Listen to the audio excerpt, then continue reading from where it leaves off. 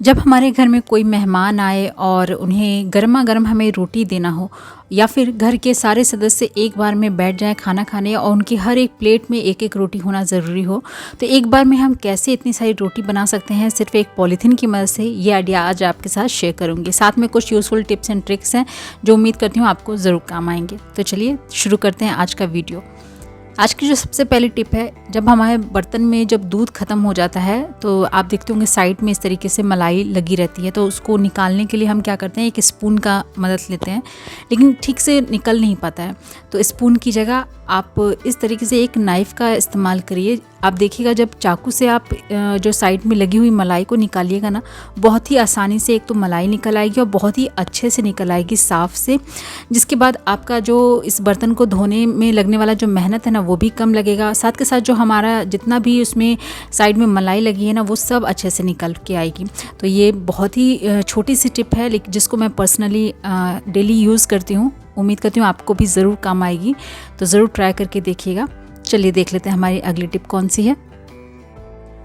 इस तरीके की जैम की बॉटल हम लेकर आते हैं, तो ये कांच की बॉटल में होती है। तो हम जब ये ख़त्म हो जाता है तो इसको साफ़ करके अक्सर हम क्या करते हैं, इसमें मसाला वगैरह जो है उसको स्टोर कर लेते हैं। तो आज एक और तरीका आपको बताऊंगी इसको कैसे हम इस्तेमाल कर सकते हैं। तो सबसे पहले तो क्या करना है, इसका जो ऊपर का लगा हुआ स्टिकर है ना वो हमें नहीं रहने देना है, क्योंकि ये जो इसको हम हटा लेंगे ना तब ये और भी ज़्यादा जो हम चीज़ बनाने वाले हैं ना उसमें खिल के आएगी। तो इस तरीके से एक नाइफ़ ले लीजिए और हल्का सा कट लगाइए, तो बहुत ही आसानी से जो ऊपर जो रैपर लगा रहता है ना प्लास्टिक का, ये निकल आ जाता है। तो उसके बाद जैसे ये जैम है इसमें, और अगर ख़त्म हो जाए तो इसको अच्छे से वॉश कर लीजिए और इस तरीके से एक फ्लावर पॉट या फिर शो पीस के लिए आप बनाकर डेकोरेट करके रख सकते हैं। आप इस तरीके से कलर करके या जैसे भी आपको उसमें पेंटिंग करना है, और इस तरीके से मनी प्लांट वगैरह लगाकर आप इसको अपने किचन में हो या फिर कहीं पर भी आपको अगर इसको सजा कर रखना है ना तो ईज़िली रख सकते हैं। बहुत ही खूबसूरत लगता है। तो ये मेरी बेटी ने एक डेकोरेटिव पीस बना कर रखा था और मुझे दिया था, मम्मा आप जो किचन में इसको आप ज़रूर रखना। तो मैं यहाँ पर किचन में हमेशा खिड़की पे रखती हूँ।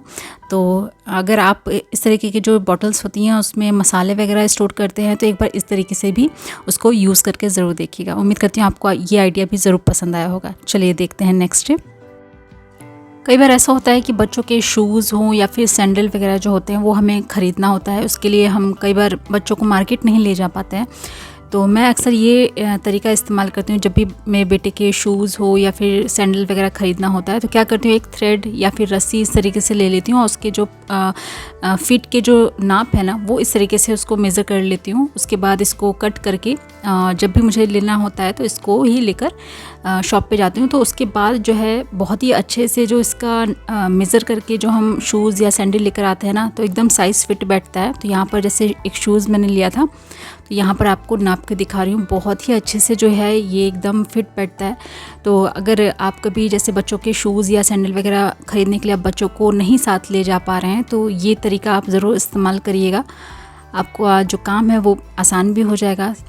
उम्मीद करती हूँ ये वाला आइडिया भी आपको ज़रूर पसंद आया होगा। चलिए देख लेते हैं नेक्स्ट टिप। नेक्स्ट आइडिया है कि कैसे हम एक बार में जो है एक पॉलीथीन की मदद से ढेर सारी रोटियों को बना सकते हैं।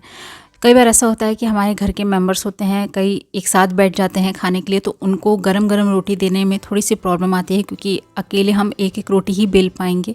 या फिर कभी कोई गेस्ट आ जाता है तो उस टाइम भी हमें ढेर सारी रोटियां बनाना पड़ती है।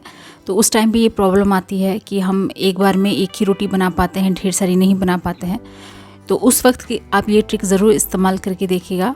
उम्मीद करती हूँ आपको ज़रूर काम आएगी। तो उसके लिए सबसे पहले हमें थोड़ा सा आटा लेना है, उसको अच्छे से आप मिला लीजिए और लंबाई में इस तरीके से हमें उसको मोड़ लेना है। उसके बाद एक नाप आप मतलब अंदाज से ले लीजिए और इस तरीके से उसको उसका जो पेड़ा है ना इक्वल निकाल लीजिए, क्योंकि जो ट्रिक हम यूज़ करने वाले हैं ना उसके लिए जो हर एक पेड़ा है उसका इक्वल होना बहुत ज़रूरी है। उसके बाद आप इसकी जो है लोई बना लीजिए और लोई बनाने के बाद अब हमें यहाँ पर लेना है पॉलीथीन। तो पॉलीथीन को मैंने अच्छे से वॉश कर लिया है और उसको सुखा लिया है। तो जब भी आप आटे रोटी बनाने के लिए यूज़ कर रहे हैं पॉलीथीन का तो उसको अच्छे से धो लीजिए, सुखा लीजिए, उसके बाद ही इसका इस्तेमाल करिएगा। तो इस तरीके से सीधा करने के बाद आप एक सीज़र ले लीजिए और इसकी पीछे साइड से यहाँ पर हमें एक कट लगा लेना है और सेम उसी तरीके से जहाँ पे हैंग वाला पार्ट होता है ना वो भी हमें कट करके हटा देना है। तो सेंटर का ये पार्ट हमें मिलेगा। उसके बाद ये जो दो साइड है ना, इसको भी हमें कट करके इस तरीके से 2 पार्ट में हमें निकाल लेना है। तो इस तरीके से करते करते मैंने 3 पॉलीथीन को कट किया था, जो आगे रोटी बनाने के लिए में काफ़ी ज़्यादा हेल्प करेगी। और इस तरीके से सिंगल लेयर्स आप पॉलीथीन की ले लीजिए। अगर आप रोटी छोटी बनाना चाहते हैं तो छोटी पॉलीथीन लीजिए, बड़ी रोटी बनाना चाहते हैं तो बड़ी पॉलीथीन लीजिए, ये आपके ऊपर डिपेंड करता है। उसके बाद हमें सबसे पहले क्या करना है, एक नीचे पॉलीथीन रखना है और जो हमने पेड़ा आटे का लिया है ना, उसमें अच्छे से सूखा आटा हमें उस पर कोटिंग कर लेनी है। आटे की कंजूसी नहीं करिएगा, आटा जो है वो बहुत ही अच्छे से कोट कर दीजिएगा। उसके बाद पेड़ा रखना है, फिर एक पॉलीथीन रखनी है, फिर अगला पेड़ा रखना है, फिर पॉलीथीन रखनी। इस तरीके से करते करते यहाँ पर मैंने जो है आटे के जो पेड़े हैं, करीबन 5 पेड़े यहाँ पर मैंने इस तरीके से सेट कर लिए हैं पॉलीथीन लगाकर। उसके बाद आपको लेना है बेलन, और बेलन से जैसे हम रोटी को बेलते हैं बस उसी तरीके से आप रोटियों को बेलिए। बहुत ही आसानी से जो है रोटी बेल जाती है, कोई भी दिक्कत नहीं होगी। आप इस तरीके से घुमा घुमा कर रोटी बेलते जाइए। बस ध्यान थोड़ा सा ये रखिएगा, जो हमने सूखा आटा इस्तेमाल किया है ना, वो थोड़ा सा ज़्यादा क्वांटिटी में लीजिएगा। और जो आटा हमने गूँथा है वो ढीला नहीं होना चाहिए, मतलब गीला नहीं होना चाहिए, थोड़ा सा टाइट डो इसका होना चाहिए, जिससे जो रोटी है वो पॉलीथीन में चिपकेगी नहीं। तो यहाँ पे हमारी रोटियाँ जो है वो बिल के तैयार हो गई हैं, तो आपको निकाल के दिखाती हूँ।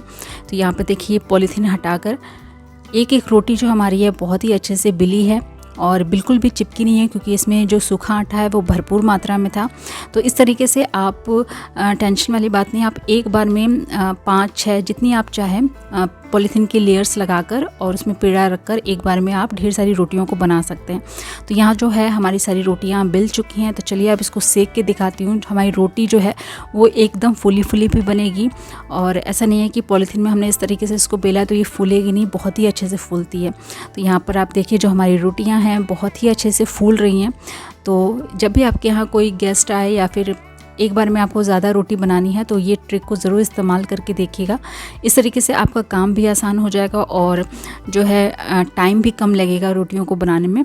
तो इस तरीके से आप ढेर सारी रोटियां कुछ ही देर में बनाकर तैयार कर सकते हैं। तो कैसा लगा आइडिया ज़रूर कमेंट बॉक्स में बताइएगा। तो दोस्तों ये था आज का वीडियो, और उम्मीद करती हूँ आज के सारे टिप्स एंड ट्रिक्स आपको ज़रूर पसंद आए होंगे। अगर आज का वीडियो आपको अच्छा लगा है तो इसे लाइक करिएगा, ज़्यादा से ज़्यादा शेयर करिएगा, चैनल पे न्यू है तो सब्सक्राइब करिएगा, और कमेंट बॉक्स में ज़रूर बताइएगा आपको इनमें से कौन सी टिप्स सबसे यूज़फुल लगी है और आप मेरा वीडियो कहाँ से देख रहे हैं, ताकि मैं जान सकूँ मेरा वीडियो कहाँ तक देखा जा रहा है। कल फिर मिलती हूँ ऐसी एक नए वीडियो के साथ, कुछ नए टिप्स एंड ट्रिक के साथ। तब तक के लिए अपना खूब सारा ख्याल रखिएगा, जुड़े रहिएगा मेरे चैनल से। Good bye.